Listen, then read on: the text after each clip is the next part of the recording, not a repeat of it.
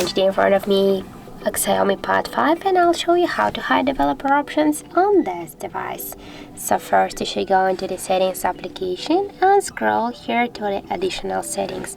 And now if the developer options they are activated, you'll see here the developer options section. So just here, and just to hide the developer options, you should click here once on the switcher near the developer options, and you can see here that all of the options they are blocked. And now if we'll go back here to the settings, and you can see here that the developer options section is gone.